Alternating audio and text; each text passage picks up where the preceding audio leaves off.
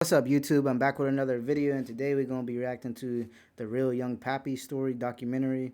So, if y'all didn't know Young Pappy, man, he was definitely like probably I'll say he had one of the most potentials like out of Chicago, like him, L.A., Vaughn, Newski, like out of the people that died. You feel me?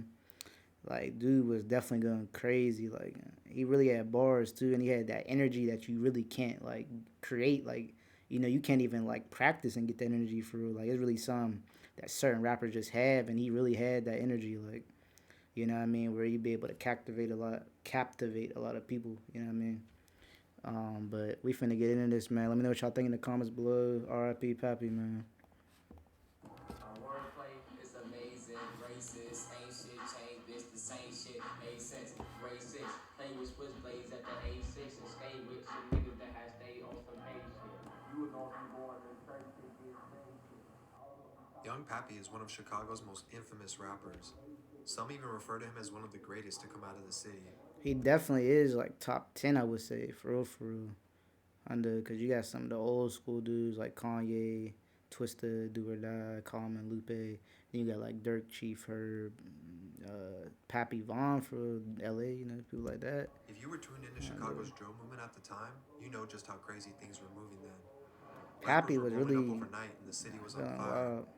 Unfortunately, as fast as some of them were blowing up, they were also becoming targets, and many lost their lives. Young Pappy had no shame in living a savage life, and he enjoyed taunting his ops to take their best shot at him. They tried and failed multiple times, creating an untouchable aura for Pappy. Oh yeah, him and Pula G too. That's another thing. Pula G from the North Side too. They was like how to put it. Even like Pula G gave him props for like putting on the North Side. You know what I mean? So and they not even like cool. They like kind of ops by association in a way, I think. But like niggas knew what Pappy was doing, bro. Like he was really out here going crazy. Like I think in the streets and in the music, you feel me? Like definitely in the music, they said he was out there too in the streets with it. So you know what I mean? These stories made his He music wasn't as real capping as in it his raps or gets. nothing. Damn, damn, damn. TLC streets, young Pat. Shaquan Thomas. I think the cops set him up though. Like it was some weird backdoor situation that happened with his death. Like it wasn't a regular just he got killed. Like there was some weird stuff behind it. You know what I mean? Like someone was definitely up with it. That was inevitable, but it was the innocent bystanders who lost their lives because of the way that young Pappy lived. Pappy, whose real name is Damn. Shaquan Thomas, is from the uptown side of Chicago. Pappy was only 20 when he died too. Unlike most, he started rapping For as like early as 3 4 weeks or years old something. after his brother Boo Double taught him. It's told he would sit around the house reading the dictionary to learn new words he could rhyme with. Pappy was a name his Dang. grandmother gave him, so he took it and never looked back. As early as Tay Sav and 2007, BU he Double started still uploading alive. songs to Under YouTube and other platforms, there go despite Tay only being Sav. 12 years old at the time. His parents were split up, so they moved around a lot, but in his early teens, he mostly stayed with his dad in an area known as Rogers Park. His mother says he started to hang around a different crowd that was already involved in the streets. Initially, getting into small fights and bringing weed to school was the most he got caught up in. But as the juvenile arrests started to add up, he only got more involved in the streets. He eventually claimed the sets TFG and PBG. Because he moved around a lot, he was involved in both. There go Kima. PBG, or Pooh I Bear just Gang, came from down there with Kima. is a set of gangster disciples that used to also go by the name the Insane Cutthroat Gangsters. It got its name after one of its members named Pooh Bear was shot and killed in 2012, and he was good friends with young Pappy. Pappy later wrote on his Facebook about how he would get revenge for Pooh Bear, and he would make his ops feel the same pain he felt. TFG is another set of gangster disciples in the Uptown area where Pappy spent a lot of time too. They were both notorious gangs and had issues with multiple other sets. As Pappy got more involved, he found himself in and out of juvie, which was starting to take a toll on him. While behind bars for a gun charge, he started to think about how he should take his rapping more serious. Everyone in the neighborhood already knew him for his rapping skills, but he just wasn't releasing any music very often. When he was released, he went home and downloaded Audacity on his computer, and he remixed a few songs, including Drake and 2 Chainz's No Lie track. Even though his bars were heavy, he didn't like how the song came out, so he invested money into a studio microphone. Although he released a few songs, Pappy was still very active in the streets, and his music was inconsistent. His mother would later come out and say that Pappy wasn't really about that life, and that he was only putting on a persona to get his music career popping. Bruh, moms don't be knowing their kids for what they be doing out in the street, bruh. Many people have said like that Pappy really was about like what he was rapping. You know what I mean? I don't know, man. I mean, the parents don't really be knowing for real. Like they not out there with their kids, like what they be doing. They'll say their kids an angel. Meanwhile, he killed like 5 people. You know what I mean? So I don't know. I would low key. This is the only time I would believe like friends or people like that over the parent when a situation like in the streets. You know what I mean? That's the one time when parents don't really be knowing for real. But the streets told a different story. See, that's what I'm saying.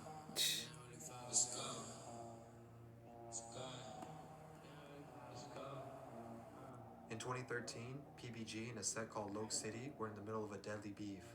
It's rumored that Pappy became a large target for Loke City that year after he allegedly shot and wounded one of their members named Lucky. Pappy He went straight to said, the "Better studio and ask put a Lucky bar when in a I song juice." titled Competition about the event. Despite him fighting a case at the time, he was still riding around raining havoc on Loke City. On July 4, 2013, young Pappy allegedly caught his first body. The victim was identified as Blake Lamb, and the shooting has gone down as one of the most. Blake Block. They said, what's his name? The one, the Spaz. They said Spaz did that, and I don't know if Pappy did it with him or whatever. Most gruesome murders in the Chicago drill scene. Blake was walking in the Rogers Park neighborhood when a vehicle with Pappy and a few other members Yeah, from multiple PBG people and did that hit. TFG pulled up on him. Shots rang off as the victim fell to the floor. But wanting to send a message to Loke City, they hopped out and proceeded to shoot him over 8 times in the face. Damn. The craziest part of this murder is that Pappy and a few PBG members spun back to the crime scene after the paramedics arrived. They even took videos that they later posted and deleted on Facebook. Residents in the area began reporting to the authorities how unsafe the neighborhood was becoming. Not only was Pappy starting to be a huge target for Loke City and other sets like Day Day World, but his name was even reaching the Chicago Police Department now too. Day Day World members would take the life of his friend nicknamed Two Cups in November of 2013. This would lead to Pappy naming a series of mixtapes and songs after him. Two Cups Part 1, 2, and 3. 3 wasn't even a real project though. He really only had 2 projects. But that's crazy, bro. Like, Two Cups wasn't even in it or nothing. That was just his friend. So he was killed by, guilty by association type thing, killed by association. As his name spread, his music started to get noticed more as well. Some of his songs started to circulate and do decent numbers. Pappy would slide on Day Day World looking for revenge, all while he was still being targeted by Loke City. They were watching everything Pappy did. He said it's the real Chirac. He killed that Chirac remix too. Him and Montana had the best ones. Lil J was impressed with Pappy. I ain't gonna cap. You already knew. Like everybody knew Pappy was In really like February the of truth with it. 2014, he and a few Just others like were LA. headed to McDonald's Shit. around 3 in the afternoon. Loke City members pulled up wearing masks, letting off rounds. Pappy, along with a few bystanders, were all hit, but survived the attempted assassination. His 17-year-old friend Markio died on the scene, though. It was later confirmed Pappy was the intended target. Just after releasing his song Two Cups in March of 2014, Pappy was sentenced to 60 days on a reckless conduct charge. While Yeah, he bro was kept gone, the getting song locked up. started He to was get its too deep in the recognition in the streets. city, and a real buzz was now forming. When he was released, he immediately got to work on new music, seeing the momentum he was building. On June Damn, 3rd, Pappy man, was with Pappy his would have been photographer up there, taking bro. pictures near his dad's house for his upcoming mixtape. A car passed by and spotted Pappy on the street. They spun back around and proceeded to chase Pappy down the block, firing shots in all directions. He ultimately got away, but the innocent photographer was killed in the crossfire. This was one Wow. of the reasons the police was now watching Pappy. His music was taking off, and he had now survived 2 attempts on his life. Yeah, the innocent people kept getting killed around him, so it was like, he just kept getting away and they kept getting killed. But yeah, that's what comes with it. When you do something with somebody like that or you're around them, you gotta expect that type of thing for real. That's why it's always good to do your research on people before you get like, how do I put it, associated with them in general, or whatever. You gotta be willing to be with that in some way. You know what I mean? People in the area were now unhappy with the attention his music was bringing and how innocent people were injured or killed in both events. But the The first police innocent began person was eager just to get random. Pappy It off was at like McDonald's and the stuff. streets, but had nothing to charge him with at the time. Just months later, another Loke City member named Munchie was also gunned down, and it was again rumored that Pappy, along with others, were involved. Immediately after, Pappy hit the booth and dropped lines about Munchie's death in his Finito remix, and his song after. Munchie was the one who made PBG. He was the one who killed Pooh Bear allegedly. So. Dark Part 3 before releasing his biggest song to date, Killa. The song got millions of views, bringing his name outside the city now too. He never held back in his lyrics, Damn, and it's one of the Pappy. reasons he was starting to really blow up. That man was In early fucking 2015, up. it didn't take long for the police to come looking for Pappy Damn. again. This time, he got in a fistfight at the same McDonald's he was shot at the year before. He ended up fighting and shooting a man in the leg. Although he wasn't charged with the shooting, the police suspected him, and as I mentioned before, they were looking for a reason to lock him up. The police would storm his mother's home Hold on, yo. Pause this real quick. I'll be right back. All right, what's up, YouTube? I'm back. We finna get right back into this. with guns drawn and spent hours looking for a weapon, but never found one. However, he did spend 28 days behind bars for another reckless conduct charge. Once again, while locked up, he got to thinking about his music career and how close he was to taking things to a new level. Bro was really about to be up there, man.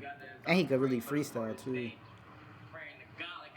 That one was hard as hell because they had the ambulance in the background while he was freestyling at the one part of it. Cause shit is crazy, man. This shit I've been through lately, man. This shit I go through daily. It can't make me, but it can break me, man. Can't take myself, be so fly, can't take myself, be so fly, can't take myself, can't take myself, cause of all this love. In May, he released his project, Two Cups Part 2, which had the whole hood going crazy. To celebrate, Pappy planned a mixtape release party, and also for his 20th birthday, which was just a few days away. During the party, neighbors started to hear gunshots being let off in the air. They was They turned. reported this to the authorities, who took no chances now that Pappy was so well known. They sent a SWAT team of over 50 people to the party and surrounded his house. 150 people were arrested, and the last to leave the home was no other than Pappy himself, in handcuffs, mocking the police. He, along with 30 others, were charged with a misdemeanor. But Pappy bonded out the same day and released his song Shooters with the music video. Pappy had the whole city on lock for a few months, applying pressure with his music. His name was spreading fast, and people were just starting to recognize his lyrical ability. Other rappers co-signed Pappy and said he was going to be Chicago's next superstar.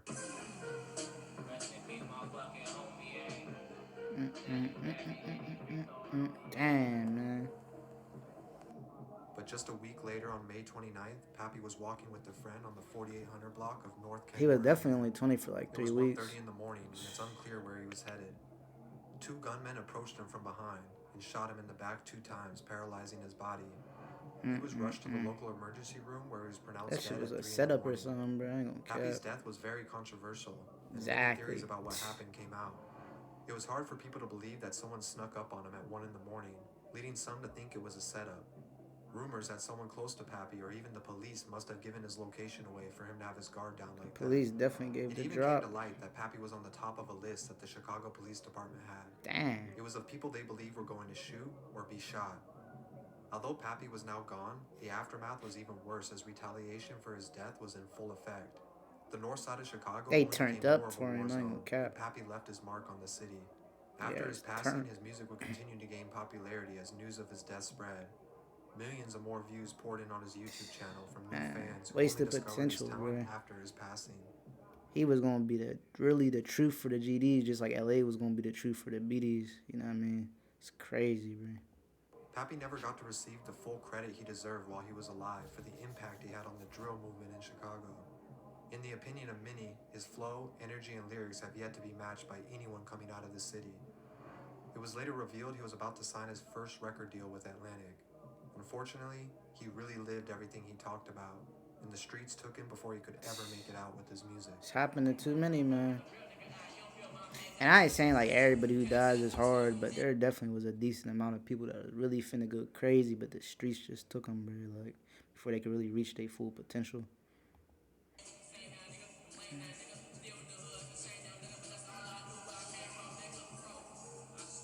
That beat hard. I mess with that. Man.